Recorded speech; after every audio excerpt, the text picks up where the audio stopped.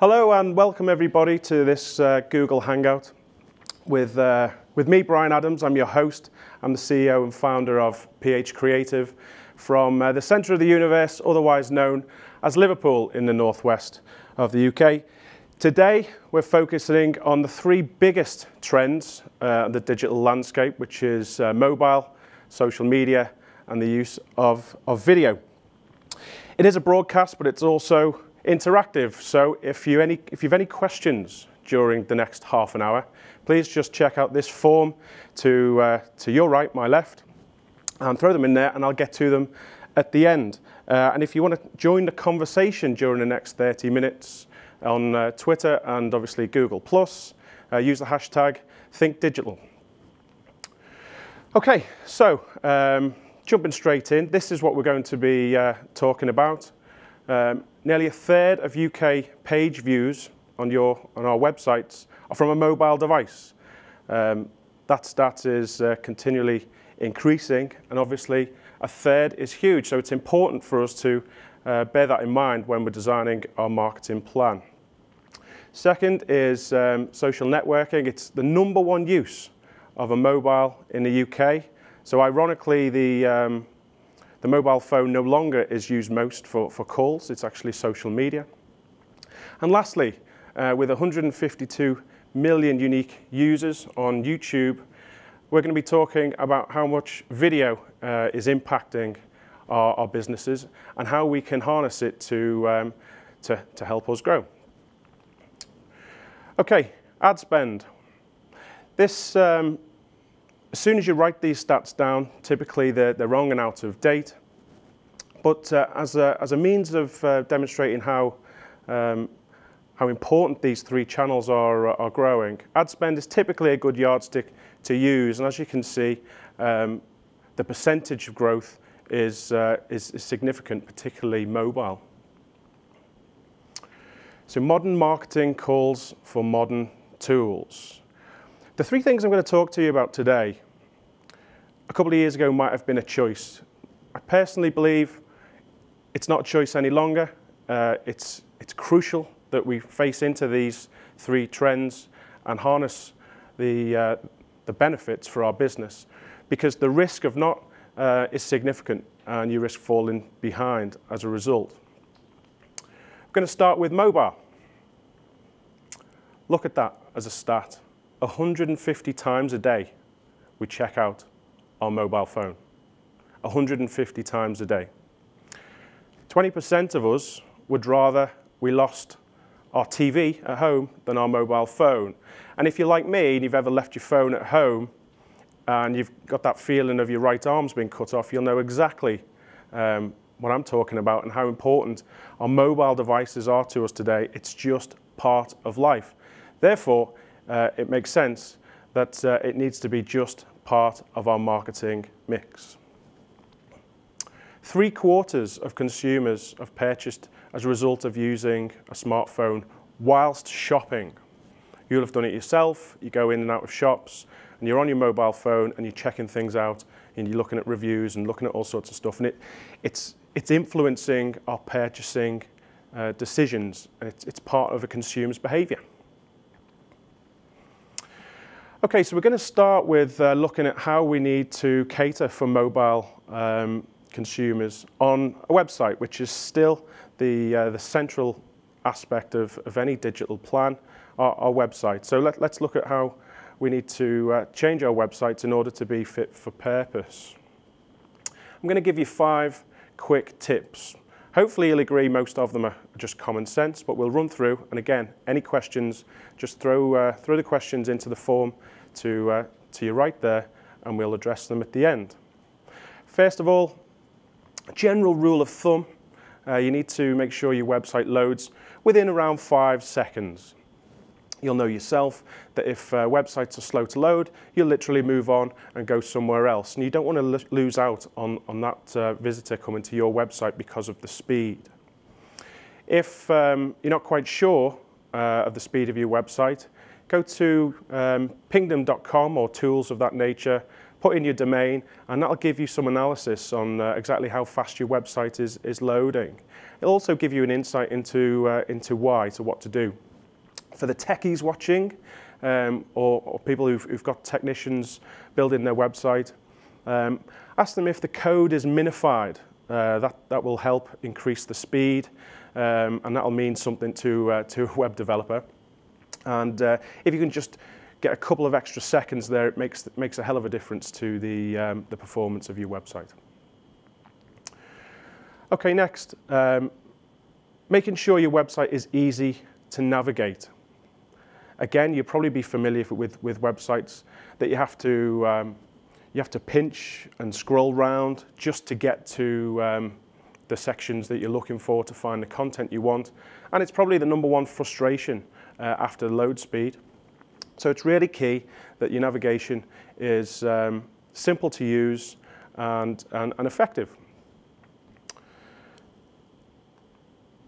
Next one, making sure that the vital information that people are looking for is always front and center. When we're building sites these days, we typically anchor some buttons to the pages at all times, because we know that a lot of the traffic are looking for the same things. And if you put it into context, sometimes it's maps, directions, telephone numbers. All of those things should be readily available if the majority of your audience are always looking for it. Okay, next. Our behavior is different when we use mobile phones. And we recommend using short bits of content that people can read on the move. It just makes sense. But also because the traffic is a little bit more qualified, typically people have got a real intent behind coming to your site. I'd recommend also having a call to action and making sure you capitalize on the content as it's being consumed. Okay, and lastly, again, it sounds obvious, but keep it simple and functional. Lots of websites out there still have Flash and animation and lots of rich content that look great on a desktop, but actually when it gets to a mobile device, it doesn't look so great. In fact, it's a distraction to the audience, and you lose traffic as a result. Over time, when you test and measure the performance of your website, perhaps that's something that you can increase. But I'd really recommend just starting off simple and functional to just get the basics and start to capitalize on up to 1/3 of your traffic currently not being accommodated by a well-structured mobile website. Okay, so where to start? Typically, I'd advise be your worst own critic. Have a look at your website on a mobile, have a look at it on a tablet, and if you get frustrated, others will as well. So be your worst critic and don't compromise. It's got to be right to get the most out of it. It's 1/3 of traffic comes from a mobile, but that's growing. It's becoming more and more important all the time. So once you've done that, you're really ready to plug into the real marketing benefits of a mobile website. So we touched on the trends in terms of mobile advertising. So here you can see display, search, and in-app advertising. Interestingly, not so long ago, you were statistically more likely to fall out of a moving plane than to click on a banner ad. Now that's not the case. There's significant amounts of traffic you can harness by using the mobile display. Many of you might already be familiar with pay-per-click advertising. Same applies on a mobile device. But actually, you can also use the enhanced campaigns to be location specific to make it that little bit more relevant and increase your click-through. And in-app advertising, relatively new. The key there is make sure it's optimized so it's relevant to your audience. And if you're designing artwork, make sure it's pixel perfect to convey the brand in a good light. If you're unsure at all about any of this, the key really is just ask an expert. You know, at the end of the day, you need to make sure this is done right to benefit as much as possible. Okay, so on to the next section, which is social marketing tools. UK internet users spend almost 25% of their desktop time on social media, and again that's growing in comparison to 60% of the time on a mobile device. So it's relevant right across the board, regardless of what device you're using it on.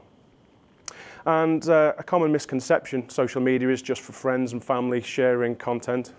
That's not the case. It's a huge part of business. In fact, 40% of social media users, they decide what to buy based on seeing something on a social platform.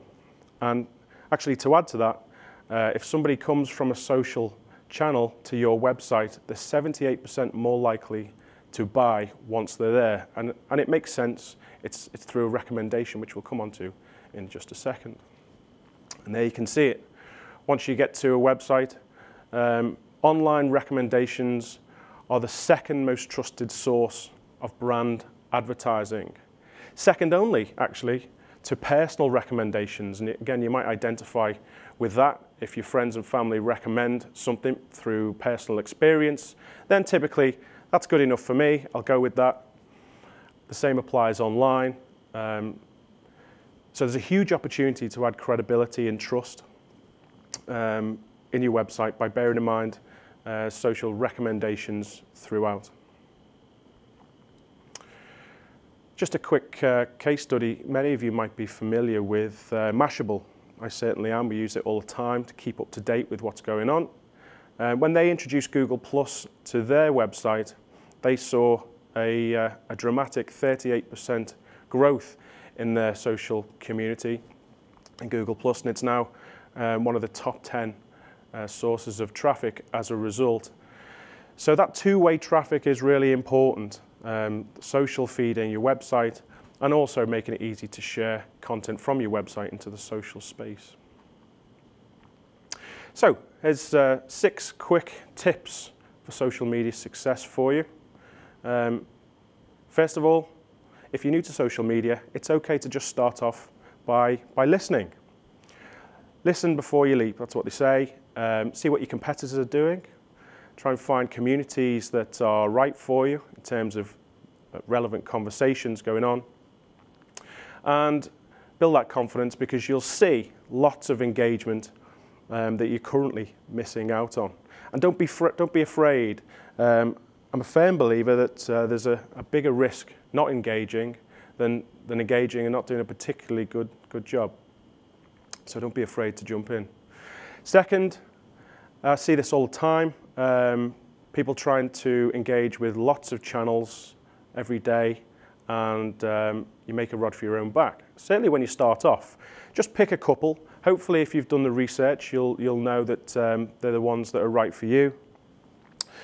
But just start off adding content to a couple until you get into a routine and you start to see the results come through. The key there obviously is measuring the results.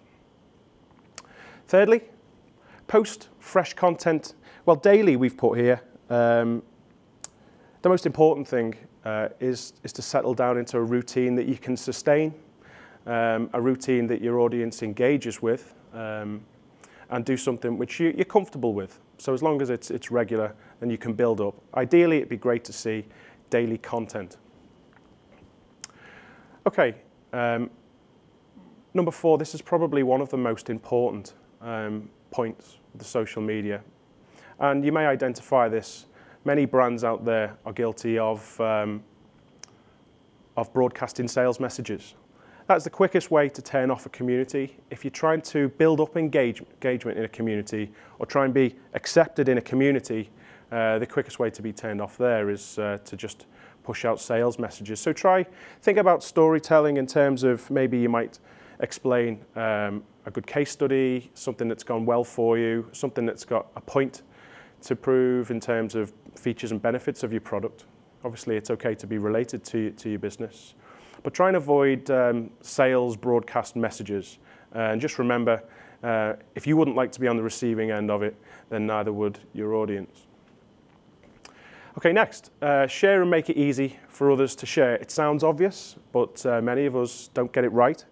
If you're going to go to the trouble of producing content and you think it's going to add value to your community, then it just makes sense to make it easy for them to share and show other people. After all, that's the name of the game. That's what you're trying to do. So you can do that by putting in the social widgets on your site and just encouraging people to hit them and share them in the social space. Okay, lastly, connect social media to your website. Again, if you think back to the Mashable example, this can add significant value virtually straight away, because if people are reading your blog or reading fresh content and reviews, and it's a particular value to them, and they're inclined to share it in the social space, then make it easy for them. If you are a prolific blogger or you're going to start blogging, a very quick tip is make sure you attach your Google Plus ID to your blog and connect that to your Google Plus page. Okay, we're going to move on to video marketing tools. YouTube is now the 3rd largest social network. Wow. The 3rd largest social network. When you combine that fact with the fact that they're the 2nd largest search engine, that's incredibly powerful, and it's something that we just cannot afford to ignore, frankly. It should be, if not a cornerstone of your digital plan, it should certainly be in your list of priorities. It's not just for entertainment, it's also practical usage. So again, it's not just for cats and babies. You can add value on explaining things about your products and services, particularly if there's an element of complexity or there's lots of hidden benefits in what you do. If your audience are engaging, then find that content and put it out there, and you'll benefit accordingly. Now look at that. 57% of shoppers are more confident when watching a product video before buying. And again, you might identify well with this. People are just more inclined to press play and let the content wash over them rather than read a text-rich blog or lengthy pages of content. People tend to just like to consume video. Also, putting a face to the brand can add social proof and build trust and credibility. And it's your chance just to get over some more features and benefits and a lot more information in a very efficient way. 57% of shoppers are more confident, so that's something that we can't ignore, and it's something that we need to try out. A quick case study for you here. This isn't a snapshot from CrimeWatch. It's actually a guy who promotes sales and rentals of Spanish property. And this was a case study that was well documented at the time. He actually posted 100 videos in 4 days. As a result, client visits increased by 225%, and sales and rentals doubled. So he went round, he made useful video content for his audience, and that was the net result. I'm sure it was a tough 4 days with 100 videos, but the benefits are there to see. My favourite example of use of video on a small budget, incidentally, is what is quite a famous example now, and it's Will It Blend. So go into YouTube and just check that out, Will It Blend. And this is a guy who had a $50 marketing budget. He bought a pair of goggles and a lab coat and decided to just see exactly what would blend in the blenders he was selling. It turns out it blended pretty much anything. People enjoyed the videos, and the rest is history, and you'll see there's millions of views on those videos, lots of comments, lots of engagement. As a result, I think it's Blendtec, that company. They're legendary now, and needless to say, they sold a lot more blenders as a result. So check that out, it really is worth looking at. Okay, so here's 5 quick video tips for you. We touched on it before, but the first one is choose relevant, useful topics. So if you break down personas of your audience and you understand what they're most interested in, then give them content that they're going to enjoy or find useful. Typically, there's a wide variety of things that you can record, check out what your competitors are doing, or actually in the social space, ask them what they would like to see. The important thing is probably the worst thing that can happen is not many people will watch it or view it. So don't be afraid of jumping in and giving it a try. Second is go for the best quality you can manage. Now, once you do this, don't get hung up on it, because people are much more interested in the content and the value of what you've got to say and show than the production values. Obviously, it is important to make a professional appearance online, but don't get hung up. Do the best you can and jump in. Don't let that hold you back. Thirdly, keep it short and sweet. You don't need feature films to sell your products and services. And guess what? People won't watch it anyway. It used to be a rule of thumb around about a minute. It's actually gone down to around 40 seconds now. So really do plan out how you can get your messages across in 40 seconds. And for those of you worried about thinking about what to video, usually you can take one good idea and chop it up into several parts, and hey presto, you've got a number of videos to post and seed in the social space. So keep it short and sweet. Number 4, promote and optimize your video. Again, it sounds obvious, but lots of people produce video and then stick it in YouTube, and that's pretty much it. You've got to put a bit of effort in these days. And the good news is it gives you something to talk about in the social space. So get some feedback, but be proactive with promoting the videos. If you're putting videos on your blog, you might want to think about transcribing it so the content is indexed faster. But be prepared to put a little bit of extra effort in. After all, if you're starting this for the first time, give it the best opportunity possible to begin with. And lastly, again, a simple tip, but make it easy for others to share. Very easy on YouTube, obviously. You'll probably be familiar with that. But again, if it resides on your website or you're pulling it directly in, make sure those social share icons are there, and encourage people to give you feedback. Sometimes if you ask questions at the end, people will be inclined to offer their suggestions and comments as a result. Okay, so bringing it all together. How do we do that? Here's a great example, actually. This is Ocado doing a phenomenal job across the digital landscape, bringing it all together. You can see there their mobile app, their YouTube channel, their Twitter feed, and Google+. Now, if you take a look at these guys, what you'll notice is they use different channels for different things, and you might want to bear that in mind yourself. They'll use YouTube to engage and draw an audience in. They'll use Twitter to broadcast the fact that the videos are there, and Google+ to build general engagement across the board. And then the mobile app, the more people that then engage with their mobile app, they're actually closer to getting their audience through a sales funnel, essentially, and make a purchase. So that's a fantastic example there. And similarly, I had the pleasure of meeting Jamie Oliver's digital manager many years ago, and she told me that she grew that business from a 2 million turnover business in 4 years to 100 million just by publishing their content using YouTube. Their audience swelled enormously, and they've never looked back. So check those two things out, but here's a great example of somebody doing it really well. Okay, next, what gets measured gets managed. It's vital you can see where the value of your efforts are coming from, so you can focus on them more. And obviously where there's weaknesses, you need to address that so you can improve it as well. Google Analytics is obviously a phenomenal tool, getting better and better. Track mobile independently. That's a key. You'll soon see if what I've been saying is true when you look at the stats from mobile usage alone.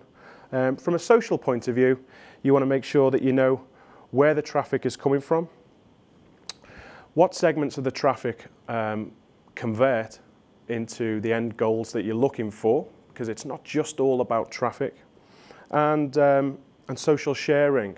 because that'll give you an indicator of what type of content is more contagious, and you can focus your efforts there and get some feedback that way. And with video, the important thing is just test and measure and look at those stats just like any other content. Okay, so the last takeaways I'm going to leave you with. Mobile. Start with your website and start now. If it's not mobile responsive or it's a mobile site, you need to address this. This isn't a choice. You need to address it.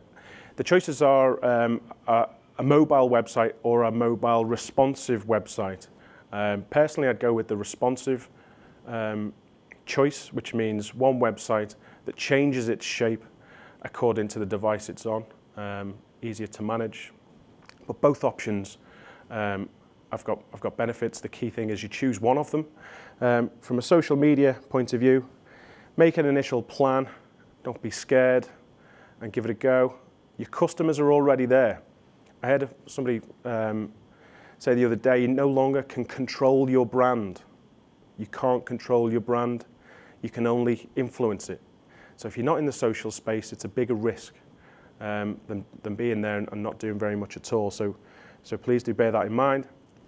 And with video, take advantage to inform and influence your buyers. All signs point to the fact that this form of rich content is probably the most effective.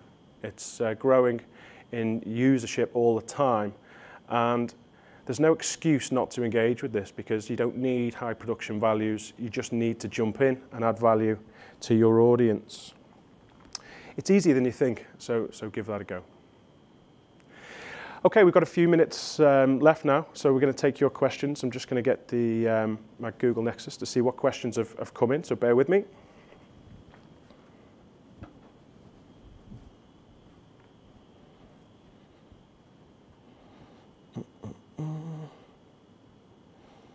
Okay.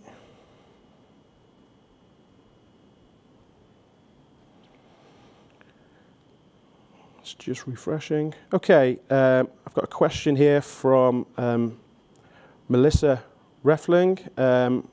How do I measure the success of my social media campaign?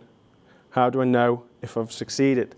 Well, that's a great question. First of all, I'll throw back to you, what is success? What are you looking for? Is it to grow communities? Is it to get sales conversions? Is it to increase your followers? Make a plan and decide what success looks like for you. But with all of these social tools, the answers lie in the analytics. So if you measure the net effects of what you do, social attribution in analytics is fantastic. You can use things like Hootsuite with Twitter. There's lots of tools out there. The key and the biggest hurdle I find in businesses is they're not sure what to measure because it's not linked to the business objectives.